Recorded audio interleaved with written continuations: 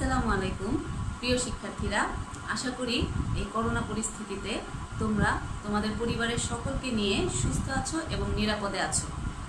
আজকের অনলাইন ক্লাসে তোমাদের স্বাগত।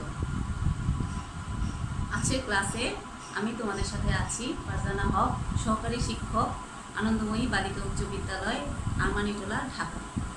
আজকে আমরা অষ্টম শ্রেণীর বিজ্ঞান বিষয় নিয়ে আলোচনা করব। আজকে আলোচনার বিষয় অধ্যায় 9, বর্তনী ও জলবিদ্যুৎ। প্রিয় শিক্ষার্থীরা, তোমরা খাতা কলম নিয়ে রেডি হও, কারণ আমরা এখন পাঠ 1 নিয়ে আলোচনা করব। তার আগে আমরা পূর্ববর্তী ষষ্ঠ অধ্যায়ের কিছু আলোচনা মনে করে আসি। সেখানে আমরা পরমাণুর গঠন নিয়ে আলোচনা করেছি। তোমাদের সুবিধার জন্য এখানে পরমাণুর গঠনের একটি ছবি যুক্ত করা হলো।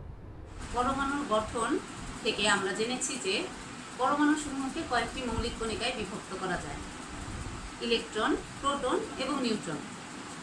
নিউট্রন এবং প্রোটন দুটি পরমাণুর নিউক্লিয়াসে অবস্থিত। তোমরা জানো নিশ্চয়ই, মনে আছে নাকি তোমাদের? ইলেকট্রন পরমাণুর কক্ষপথে ঘূর্ণায়মান অবস্থায় থাকে।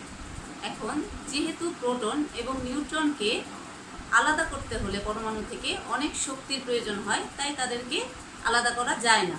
এবং ইলেকট্রন যেহেতু কক্ষপথে থাকে এবং চলন্ত অবস্থায় থাকে, তাই ইলেকট্রনকে সহজে পরমাণু থেকে আলাদা করে নেওয়া যায়। এবং যেহেতু সে চলাচল করতে পারে, তাহলে তড়িৎ প্রবাহর জন্য ইলেকট্রনিক ভূমিকা রাখে। এখন আমরা জানব যে তড়িৎ প্রবাহ কাকে বলে। শিক্ষার্থী বন্ধুরা, তোমরা প্রথমেই সবাই তড়িৎ প্রবাহের সংজ্ঞাটি তোমাদের খাতায় লিখে ফেলো। একক সময়ে যে পরিমাণ আধান পরিবাহীর এক প্রান্ত থেকে অন্য প্রান্তে প্রবাহিত হয় তাকে তড়িৎ প্রবাহ বলে। একে আই দ্বারা, ক্যাপিটাল আই দ্বারা প্রকাশ করা হয়।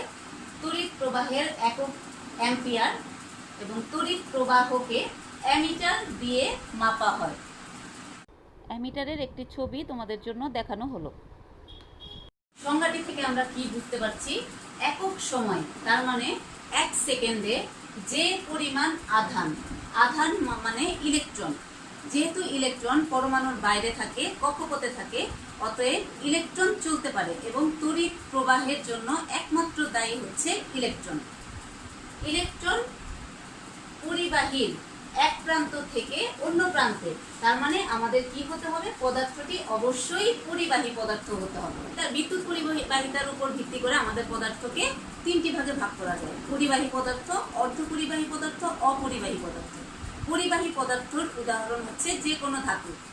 যেমন আমাদের বাসায় যে কোনো সার্কিট যদি তৈরি করা হয়, ফ্যান, লাইট ইত্যাদি সুইচ বোর্ডের সাথে যখন সংযুক্ত করা হয়, তখন তামার তার দিয়ে সংযুক্ত করা হয়। তামা একটি ধাতু, অতএব এটি পরিবাহী। কি দেখতে পাচ্ছি যে আই এর সাথে অবশ্যই কার কার সম্পর্ক রয়েছে? সময়ের একটি সম্পর্ক রয়েছে এবং আধানের সম্পর্ক রয়েছে। এখন আমরা এর সূত্রটি দেখব। তড়িৎ প্রবাহকে আই দ্বারা প্রকাশ করা হয় এবং এর সূত্রটি হচ্ছে চার্জ ভাগ সময়। চার্জকে কিউ দ্বারা প্রকাশ করা হয় এবং সময়কে টি দ্বারা প্রকাশ করা হয়। অতএব চার্জ বাই সময় সমান সমান কিউ বাই টি। এবং আগেই বলেছি তোমাদের যে তড়িৎ প্রবাহের একক হচ্ছে অ্যাম্পিয়ার। বিজ্ঞানী অ্যাম্পিয়ার একে আবিষ্কার করেছেন, তার নাম অনুসারে এর একক হচ্ছে অ্যাম্পিয়ার। একে এএমপি দ্বারা প্রকাশ করা হয়। আর যেই যন্ত্রটি দিয়ে তড়িৎ প্রবাহ পরিমাপ করা যায়, সেই যন্ত্রটির নাম হচ্ছে অ্যামিটার।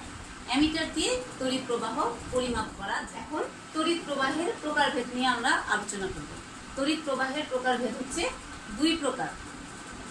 এক, অপর্যায়বৃত্ত বা ডিসি প্রবাহ এবং পর্যায়বৃত্ত বা এসি প্রবাহ। এই অপর্যায়বৃত্ত প্রবাহ এবং পর্যায়বৃত্ত প্রবাহের আরো ভিন্ন ভিন্ন নাম রয়েছে। তোমরা 3টা 4টা যেই নামই থাকে না কেন সবগুলোই পড়বে। তাহলে অপর্যায়বৃত্ত প্রবাহ বা ডিসি প্রবাহ অথবা একমুখী প্রবাহ অথবা ডিসি প্রবাহের ইংলিশ হচ্ছে ডাইরেক্ট কারেন্ট। আমরা সবগুলোই জেনে রাখবো। আবার একইভাবে পর্যায়বৃত্ত প্রবাহ, এসি প্রবাহ অথবা দ্বিমুখী প্রবাহ এবং এসি প্রবাহর ইংলিশ হচ্ছে অল্টারনেটিভ কারেন্ট। এখন আমরা অপর্যায়বৃত্ত প্রবাহ নিয়ে আলোচনা করব। অপর্যায়বৃত্ত প্রবাহ, যে তড়িৎ প্রবাহ সব সময় একই দিকে প্রবাহিত হয় তাকে অপর্যায়বৃত্ত প্রবাহ বলে। অর্থাৎ তড়িৎ প্রবাহের দিক সময় বৃদ্ধির সাথে সাথে পরিবর্তিত হয় না। এরকম যদি হয় তাহলে তাকে আমরা অপর্যায়বৃত্ত প্রবাহ বলবো। এখানে আমি একটা লেখচিত্র অঙ্কন করে রেখেছি। গ্রাফের ধারণা তোমাদের সবারই আছে। গ্রাফের এক্স অক্ষ বরাবর যদি আমরা সময়কে বিবেচনা করি সেকেন্ড এককে, এবং ওয়াই অক্ষ বরাবর যদি আমরা তড়িৎ প্রবাহকে বিবেচনা করি, তাহলে তড়িৎ প্রবাহ যদি এই লাইনটা দিয়ে প্রকাশ করা হয়, এবি লাইন, আমরা এবি মনে করি, এবি লাইন দিয়ে প্রকাশ করা হয় সময় বৃদ্ধির সাথে সাথে। এবং সময়কে যদি আমরা এই যে এটাকে 0 সেকেন্ড, তারপরে 1 সেকেন্ড, তারপরে 2 সেকেন্ড, তারপরে 3 সেকেন্ড, এইভাবে যদি আমরা হিসাব করি, তাহলে সময় বৃদ্ধির সাথে সাথেও তড়িৎ প্রবাহের দিকের কোনো পরিবর্তন হচ্ছে না। অতএব যেহেতু তড়িৎ প্রবাহের দিকের কোনো পরিবর্তন আমরা পাচ্ছি না, অতএব এই কারেন্টটা হচ্ছে কি অপর্যায়বৃত্ত প্রবাহ অথবা ডাইরেক্ট কারেন্ট অথবা ডিসি কারেন্ট। আমরা পর্যায়বৃত্ত প্রবাহ বা এসি প্রবাহ আলোচনা করি। যে তড়িৎ প্রবাহের দিক সময়ের সাপেক্ষে পরিবর্তিত হয় তাকে পর্যায়বৃত্ত প্রবাহ বলে। অর্থাৎ সময় বৃদ্ধির সঙ্গে সঙ্গে আমাদের তড়িৎ প্রবাহের দিকের পরিবর্তন হবে। এখন আমরা নিচের গ্রাফটি লক্ষ্য করি। যদি সময় টি কে আমরা এক্স অক্ষ বরাবর এবং ওয়াই অক্ষ বরাবর তড়িৎ প্রবাহকে আঁকি, তাহলে আমরা দেখতে পারবো যে নির্দিষ্ট সময় পর পর দিকের পরিবর্তন হচ্ছে। অর্থাৎ এখানে যে আমরা তরঙ্গ এঁকেছি, ঢেউয়ের মতো দেখা যাচ্ছে, এই তরঙ্গটাকে আমরা বিদ্যুৎ শক্তি হিসেবে, তড়িৎ প্রবাহ হিসেবে প্রকাশ করছি। তাহলে এই তরঙ্গটা দেখো, একদিকে আমাদের এই মাঝের দাগের উপরের অংশ পজিটিভ, ওয়াই অক্ষের পজিটিভ অংশ, এবং নিচের অংশটা ওয়াই অক্ষের নেগেটিভ অংশ হিসেবে আমরা জানি।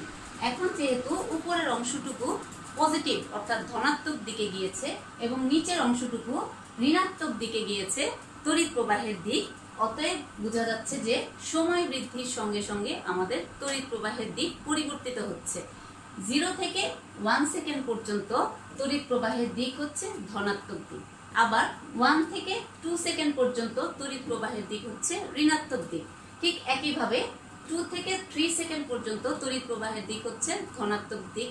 এইভাবে যদি যেতে থাকে তাহলে আমরা দেখতে পাচ্ছি প্রতি 1 সেকেন্ড পর পর তড়িৎ প্রবাহের দিকের পরিবর্তন হচ্ছে। অর্থাৎ যেহেতু আমাদের সংজ্ঞা অনুযায়ী তড়িৎ প্রবাহের দিক সময়ের সাথে সাথে পরিবর্তিত হচ্ছে, অতএব এটি হচ্ছে এসি প্রবাহ।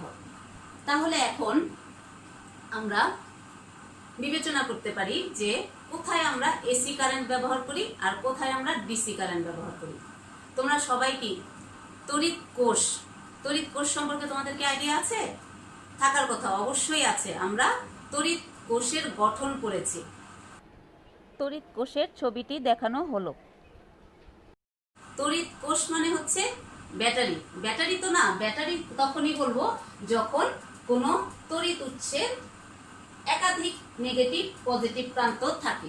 এই চিহ্নটার সাথে তোমরা পরিচিত থাকবে, কারণ হচ্ছে আমরা এই তড়িৎ কোষ বা ব্যাটারির গঠন পড়ে এসেছি।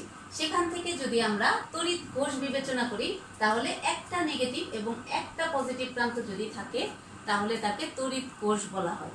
এই তড়িৎ কোষের সাথে থেকে আমরা যে কারেন্ট পেয়ে থাকি তাকে বলা হয় ডিসি কারেন্ট। তাহলে সকল ব্যাটারি থেকে, তড়িৎ কোষ থেকে আমরা যে কারেন্টটা পেয়ে থাকি, যেহেতু তাদের তড়িৎ প্রবাহটা দিকের সাথে পরিবর্তিত হয় না, অতএব সেটি হচ্ছে ডিসি কারেন্ট। এবং পাওয়ার স্টেশন থেকে আমরা যে বাসায় যে বিদ্যুৎ ইউজ করি সেই বিদ্যুৎটাকে বলা হয় এসি কারেন্ট, কারণ তার ভোল্টেজ এবং তড়িৎ প্রবাহ পরিবর্তন করা যায়। তাই আমাদের বাসায় যে কারেন্ট আমরা ব্যবহার করি সেটা হচ্ছে এসি কারেন্ট। আমরা পার্ট 4 ও 5 আলোচনা করব। পার্ট 4-এ আছে রোধ। রোধ মানে কি বলতে পারো শিক্ষার্থীরা? রোধ মানে হচ্ছে কোনো কিছুকে বাধা দান করা। তাহলে এখানে কি নিয়ে আমরা আলোচনা করছি? তড়িৎ প্রবাহ নিয়ে আলোচনা করছি। যেহেতু তড়িৎ প্রবাহ মানে চলা, তার মানে ইলেকট্রন এখানে চলে, যার ফলে তড়িৎ প্রবাহিত হয়। তাহলে ইলেকট্রনকে যদি কোনো বৈশিষ্ট্য বা ধর্ম বাধা দিয়ে থাকে, তাহলে সে যে ধর্মটার জন্য তড়িৎ প্রবাহ বাধাপ্রাপ্ত হলো তাকেই বলা হবে রোধ। এখন তড়িৎ প্রবাহিত হওয়ার জন্য আমাদের কেমন পদার্থ প্রয়োজন? আগেই বলেছি যে অবশ্যই আমাদের তড়িৎ প্রবাহ হওয়ার জন্য পরিবাহী পদার্থের প্রয়োজন হবে। তাহলে পরিবাহী পদার্থের মধ্যে আমাদের কি থাকবে? এমন এক ধরনের ধর্ম থাকবে যার জন্য ওর মধ্য দিয়ে তড়িৎ প্রবাহ বাধাপ্রাপ্ত হবে। তাহলে আমরা রোধের সংজ্ঞাটা দেখি কি? পরিবাহী পদার্থের যে ধর্মের জন্য এর মধ্য দিয়ে তড়িৎ প্রবাহ বাধাগ্রস্ত হয় তাকে রোধ বলা হয়। অর্থাৎ পরিবাহী পদার্থের এমন এক ধরনের বৈশিষ্ট্য আছে যার জন্য তার মধ্য দিয়ে তড়িৎ প্রবাহ বাধাগ্রস্ত হয়, তাহলে সেই বৈশিষ্ট্যটাকে আমরা বলবো রোধ। এর প্রতীক হলো এরকম একটি চিহ্ন এবং রোধকে আর দ্বারা প্রকাশ করা হয় এবং রোধ আবিষ্কার করেছেন বিজ্ঞানী ওহম। তার নাম অনুসারে এর একক হচ্ছে ওহম এবং এই ওহমকে ওমেগা দ্বারা প্রকাশ করা হয়। শিক্ষার্থীরা, তোমরা কি খাতায় ঠিক মতো তুলছো? আমি যা বলছি, যে সংখ্যাগুলো তুলছি অবশ্যই সেগুলো তোমরা খাতায় লিখবে এবং মুখস্থ করে ফেলবে। এতক্ষণ আমরা জেনেছি যে তড়িৎ এক স্থান থেকে অন্য স্থানে প্রবাহিত হয়, কিন্তু কেন এক স্থান থেকে অন্য স্থানে প্রবাহিত হয়? অবশ্যই কোনো কারণ আছে। সেই কারণটাই হচ্ছে তড়িৎ বিভব পার্থক্য। তড়িৎ বিভব পার্থক্য হচ্ছে পরিবাহীর প্রতিটি বিন্দুর বিভব পার্থক্য ভিন্ন থাকে। যদি আমরা একটি তার বিবেচনা করে থাকি, তাহলে এরকম একটি তার বিবেচনা করি, তাহলে তারের দুই প্রান্তে অবশ্যই বিভব পার্থক্য থাকবে, যেই কারণে আমাদের ইলেকট্রন এক স্থান থেকে অন্য স্থানে প্রবাহিত হবে। এখন এই দুই বিন্দুর যে পার্থক্যটা থাকবে সেই বিভব পার্থক্যর সংজ্ঞাটা আমাদের পড়তে হবে। তাহলে এখন আমরা সংজ্ঞাটি পড়ব। তড়িৎ বিভব পার্থক্য। তড়িৎ বিভব পার্থক্য হচ্ছে প্রতি একক আধানকে, আধান মানেই ইলেকট্রন, তড়িৎ ক্ষেত্রের এক বিন্দু থেকে অন্য বিন্দুতে স্থানান্তর করতে সম্পন্ন কাজের পরিমাণকে ওই বিন্দুর বিভব পার্থক্য বলে। একে ভি দ্বারা প্রকাশ করা হয়। তড়িৎ বিভব পার্থক্যকে ভোল্টমিটার যন্ত্র দিয়ে মাপা হয় এবং এর একক হচ্ছে ভোল্ট। ভোল্টমিটারের ছবিটি দেখানো হলো। এখন এই যে একটা তার আমরা নিয়েছি, এই তারে এ এবং বি এর মাঝখানে বিভব পার্থক্য তৈরি করার জন্য অবশ্যই একটি জিনিস আমাদের যুক্ত করতে হবে, যেটি আমরা একটু আগে পড়েছি। এখানে অবশ্যই একটি রোধ যুক্ত করে দিতে হবে। যদি আমরা এখানে একটি রোধ সংযুক্ত করে দেই, তাহলে এ এবং বি বিন্দুর মধ্যে বিভব পার্থক্য সৃষ্টি হবে এবং তড়িৎ এ বিন্দু থেকে বি বিন্দুতে প্রবাহিত হবে। তাহলে কোন পরিবাহীর এ বিন্দু থেকে বি বিন্দুতে আধান স্থানান্তরিত করতে যে পরিমাণ কাজ হবে তাকে তড়িৎ বিভব পার্থক্য বলা হবে। এতক্ষণ আমরা জেনেছি যে ইলেকট্রন পরিবাহীর এক প্রান্ত থেকে অন্য প্রান্তে প্রবাহিত হবে এবং কেন প্রবাহিত হবে তাও আমরা জেনেছি, যে বিভব পার্থক্যের জন্য প্রবাহিত হবে। এখন প্রবাহিত হওয়ার জন্য একটা পথ তো অবশ্যই লাগবে, নাকি? তোমরা স্কুল থেকে যখন বাসায় যাও, আবার বাসা থেকে স্কুলে আসো, তাহলে এখানে আমরা অবশ্যই আমাদের একটি কি থাকে? রাস্তা থাকে, তাই না? তোমরা রাস্তা না থাকলে কি আসতে পারতা স্কুলে? অবশ্যই আসতে পারতা না। এরকম ইলেকট্রনেরও প্রবাহিত হওয়ার অবশ্যই রাস্তা থাকতে পারে। বলতো তাহলে ইলেকট্রন কিভাবে প্রবাহিত হয়? আমাদের যে ঘরে লাইট চলছে, ফ্যান চলছে, ফ্রিজ চলছে, এগুলো কিভাবে চলে? সুইচ বোর্ড থেকে কানেকশন দেওয়া থাকে। কিভাবে কানেকশন দেওয়া থাকে? কার মাধ্যমে কানেকশন দেওয়া থাকে? অবশ্যই একটি তারের মাধ্যমে কানেকশন দেওয়া থাকে। তাহলে সেই তারটাই হচ্ছে সেই লাইট পর্যন্ত, সেই সুইচ বোর্ড পর্যন্ত একটি রাস্তা। এবার আমরা দেখতে চাই যে রাস্তাগুলো কিরকম হবে। ঠিক আছে, তো প্রথমে আমাদের বর্তনীর সংজ্ঞাটা পড়ে নিতে হবে। সেই পথটাকেই আমাদের বলা হবে বর্তনী, যেই পথ দিয়ে ইলেকট্রন এক জায়গা থেকে আরেক জায়গায় প্রবাহিত হবে। এখন রাস্তাটা কেমন হবে আমরা দেখে নিই। বর্তনীর সংজ্ঞা: তড়িৎ প্রবাহিত হওয়ার বদ্ধ পথকে তড়িৎ বর্তনী বলা হয়। তোমাদের সুবিধার জন্য একটি তড়িৎ বর্তনী আমি এঁকে রেখেছি। তাহলে এই বর্তনীতে এখানে কি কি আছে প্রথমে আমাদের এটি আগে জেনে নিতে হবে। ইতিমধ্যে আমরা এখানকার এ অবশ্যই অ্যামিটার প্রকাশ করে, তড়িৎ প্রবাহ মাপা যায় সেই যন্ত্রটার নাম হচ্ছে অ্যামিটার, আমরা পড়ে এসেছি, এবং একে এ দিয়ে প্রকাশ করা হয়। এটা কি বলতো? এটা হচ্ছে তড়িৎ রোধ, একে আর দিয়ে প্রকাশ করা হয়। আর এটা হচ্ছে ব্যাটারি, মানে তড়িৎ কোষ, ব্যাটারি তো না, তড়িৎ কোষ, ঠিক আছে, যেহেতু একটা পজিটিভ এবং একটা নেগেটিভ প্রান্ত আছে।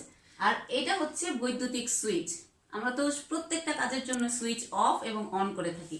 এখন দেখো এখানে যদি আমরা এই সুইচটাকে এইভাবে লাগিয়ে দিই, মানে সুইচটা যদি অন করি, তখন এই তারের সঙ্গে এই সুইচের তারটা লেগে যায়, তাহলে তখনই এখানে কি শুরু হয়? ইলেকট্রনের আদান প্রদান শুরু হয় এবং তড়িৎ প্রবাহিত হয়। আর নর্মালি যখন আমাদের সুইচটা অফ থাকে তখন এই কন্ডিশন থাকে, তখন এই তারটা কি অবস্থায় থাকে? খোলা অবস্থায় থাকে। খোলা অবস্থায় থাকলে এই যে পথটা আমাদের এখানে সংজ্ঞায় বলা আছে যে পথটা হবে বদ্ধ, তাহলে এটা কি বদ্ধ পথ হলো? হলো না তো, এখান দিয়ে খোলা চলে আসলো। তাহলে এখন এটাকে বদ্ধ পথ করতে হবে, মানে তোমাকে সুইচটা অন করতে হবে। তাহলে সুইচটা যখন অন করব তখন এই কানেকশনটা এরকম হবে। তখন আমাদের এই পজিটিভ প্রান্ত থেকে কি ইলেকট্রন যাবে না নেগেটিভ প্রান্ত থেকে ইলেকট্রন যাবে? অবশ্যই নেগেটিভ প্রান্ত থেকে ইলেকট্রন চলাচল করা শুরু করবে। তাহলে ইলেকট্রন যাবে নেগেটিভ প্রান্ত থেকে, এবং ইম্পর্ট্যান্ট একটা লাইন হচ্ছে আমাদের এখানে যে ইলেকট্রনের কারণে তড়িৎ প্রবাহিত হচ্ছে এবং ইলেকট্রন নেগেটিভ প্রান্ত থেকে বের হচ্ছে, কিন্তু যেই কারণে তড়িৎ প্রবাহিত হয়, তড়িৎ প্রবাহের দিকটা হয় তার উল্টো দিকে। যেহেতু ইলেকট্রনের কি চার্জটা হচ্ছে ঋণাত্মক, তাহলে অবশ্যই তড়িৎ প্রবাহের দিক হবে ইলেকট্রনের বিপরীত দিকে। তাহলে এই হচ্ছে আমাদের তড়িৎ প্রবাহের দিক, ঠিক আছে। এটি হচ্ছে একটি তড়িৎ বর্তনীর চিত্র, এবং দেখো এখানে কোনো ফাঁকা জায়গা নাই। তোমরা যখন আঁকবে অবশ্যই খেয়াল করবে এখানে যেন ফাঁকা কোনো জায়গা না থাকে, কারণ আমাদের এখানে আগেই বলা হয়েছে যে পথটা হবে বদ্ধ। যদি এখানে ফাঁকা জায়গা থাকে তাহলে তো ইলেকট্রন এখান দিয়ে বের হয়ে এখানে এসে পড়ে যাবে, বর্তনী আর সম্পন্ন হতে পারবে না, তখন লাইট ফ্যান কিছুই জ্বলবে না। সেই জন্য আমাদের কি করতে হবে? পড়ে যাওয়া রোধ করতে হবে, এবং এখানে একটা তার এমন ভাবে ব্যবহার সংযোগ করতে হবে যেন কোনো বদ্ধ পথ তৈরি হয় এবং ফাঁকা জায়গা না থাকে। তাহলে এই বদ্ধ পথটাকেই আমরা বলবো তড়িৎ বর্তনী। শিক্ষার্থীরা, আমরা রোধ পড়ে এসেছি, তাই না? এখন পরিবাহী পদার্থের রোধ কিছু বিষয়ের উপর নির্ভর করে, যেমন তাপমাত্রার উপর নির্ভর করে, তারটা কিরকম, অর্থাৎ পরিবাহী পদার্থটা কেমন, মোটা নাকি চিকন, তার মানে তার দৈর্ঘ্য, এবং তার প্রস্থচ্ছেদের ক্ষেত্রফল, এবং তার তাপমাত্রার উপর নির্ভর করে, অবস্থার উপর নির্ভর করে, ঠিক আছে। তবে এই সব কিছু বিবেচনা করার পর আমাদের তড়িৎ প্রবাহ এবং বিভব পার্থক্য আর রোধের সাথে সম্পর্ক বিস্তার করে বিজ্ঞানী ওহম একটি সূত্র আমাদেরকে প্রদান করেছেন। এখন তড়িৎ প্রবাহিত হওয়ার ওহমের সূত্রটি আমরা আলোচনা করব। তাহলে দেখো ওহমের সূত্র, তোমরা সবাই খাতায় লিখে ফেলো ওহমের সূত্রটি। তাপমাত্রা স্থির থাকলে, তাপমাত্রাটা কি থাকবে? অবশ্যই স্থির থাকতে হবে। তাপমাত্রা পরিবর্তন হলে এই সূত্র প্রযোজ্য হবে না। কোনো নির্দিষ্ট পরিবাহকের মধ্য দিয়ে, তার মানে পরিবাহী পদার্থটির উপাদানও নির্দিষ্ট হতে হবে। তার মানে তুমি যদি তামার পদার্থ নাও, তামাই হতে হবে, সবসময় তামাই নিবা। আবার যদি লোহা নাও তাহলে লোহাই নিতে হবে। এরকম একটা নির্দিষ্ট পদার্থ নিতে হবে, ওটা চেঞ্জ করা যাবে না। ওর মধ্য দিয়ে প্রবাহিত তড়িৎ প্রবাহের মান, তার মানে একটা নির্দিষ্ট তাপমাত্রায় একটা নির্দিষ্ট পরিবাহীর মধ্য দিয়ে যে পরিমাণ তড়িৎ প্রবাহিত হবে তার মানটা কার উপর নির্ভর করবে? ওই পরিবাহকের দুই প্রান্তের বিভব পার্থক্যের মানের সমানুপাতিক হবে। এখন বিভব পার্থক্য, আমরা আগে বিভব পার্থক্যে তোমাদের একটা তার এঁকে দেখিয়েছিলাম, মাঝখানে একটা রোধ দিয়ে, ঠিক সেই জিনিসটা আমি এখানে আবার এঁকেছি। তাহলে একটু দেখো, এ এবং বি দুইটা প্রান্ত, দুই প্রান্তে VA এবং VB ভোল্টেজ আছে, মানে বিভব পার্থক্য রয়েছে। এর মধ্যে আমরা কি দিয়ে বিভব পার্থক্য তৈরি করেছি? আর দিয়ে। আর এর মধ্যে প্রবাহিত হচ্ছে I মানের তড়িৎ প্রবাহ। তাহলে এই I এর মান হবে কার সাথে সম্পর্কযুক্ত? এই দুই প্রান্তের বিভব ও পার্থক্যের মানের সাথে সম্পর্কযুক্ত। অর্থাৎ বিভব পার্থক্যের পরিমাণটা যদি বেড়ে যায় তাহলে আই এর পরিমাণও বেড়ে যাবে, আবার বিভব পার্থক্যের মান যদি কমে যায় তাহলে আই এর মানও কমে যাবে।